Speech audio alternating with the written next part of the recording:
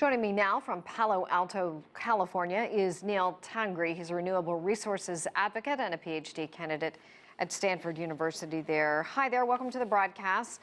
China is not joining the anti-coal alliance, as you know, but it's working on shifting from coal as a primary energy source and has an ambitious plan in the works on solar energy, just as India does. Tell us more about this.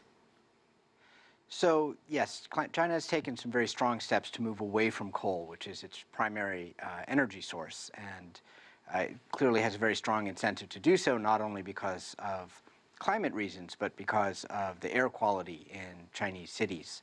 But as your previous segment reported, there's been a 3.5% increase in China's emissions since last year, which is a very dramatic increase and kind of dashes the hopes that we had seen a peak in emissions. And I think that speaks to the difficulty that China is facing in moving away from coal. A lot of that was due to reduced energy generation from hydropower, from dams, and that had to be supplemented then, or replaced rather, with coal generation. So while there is a push to move away from coal, and China has shuttered a number of coal plants, it's actually increasing coal production over last year. Hopefully that's a temporary blip. Big things happening, as you know, with the Silk Road Initiative in China, with developments of the carbon-conscious infrastructure plan. By the end of the decade, Beijing really wants to have committed to at least $360 billion to this renewable sector. Do you think it's doable? Well, committing $360 billion is certainly doable. The One Belt, One Road, I think, is much more of a mixed bag. There is a lot of fossil fuel infrastructure that's being developed there. There are oil and natural gas pipelines coming from Turkmenistan and from Kazakhstan. And so building solar or building wind or building hydro doesn't offset increased fossil fuel production. And unfortunately, where we are now, there's really no room for any country to be significantly increasing its fossil fuel production. So it's certainly true that China has taken a lead in renewable energy deployment in a lot of ways. But at the same time, it's continuing to build out fossil fuel infrastructure, which is incompatible with the goals that it agreed to in 2015 in Paris.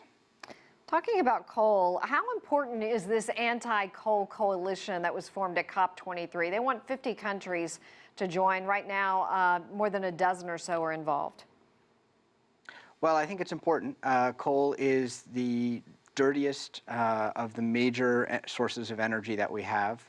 It's not only extremely polluting in terms of greenhouse gas emissions, but in terms of particulates, SOx, NOx, the kinds of things that affect people's daily health and life. And we see that in major cities across Asia, where coal is a major factor in causing urban air pollution. I think the coal industry globally is on its way out, but it's not going out without a fight. And it's not going to be, you know, I think China's struggles show that it's not going to be trivial to replace it with renewable energy. What about the National Carbon Trading Scheme, this cap and trade system for carbon dioxide emissions that is set to be implemented by the end of 2017? How effective, Neil, and extensive do you expect it to be? Well, effectiveness is the big question, and I think we're not going to have a clear answer on that until some years after it's implemented. We've got fairly limited experience with carbon trading programs globally. There's the European Union's emissions trading system, and now California has a carbon trading system, and there's a few others which have started up recently. The European Union kind of went early, they went big. They flopped a couple of times. They over-allocated emissions, which meant that it was not really an effective way of putting a carbon price on emissions. They are now trying to amend those errors and make it effective, but they're facing political resistance within the EU. That's making that very difficult. California has been trying to learn from those mistakes. It has a much more limited offset program than the European Union did, and so it's not going to replicate a lot of the errors that the Clean Development Mechanism, for example, created. But again, the carbon price in California right now is very low. It's not sending a strong price signal that we need to move away from fossil fuels. Now, I know Chinese officials have spent a lot of time here in California learning from the California experience, and they're determined to do better. But a carbon cap system is complicated. It's not an easy piece of policy to put in place. It requires very stringent monitoring.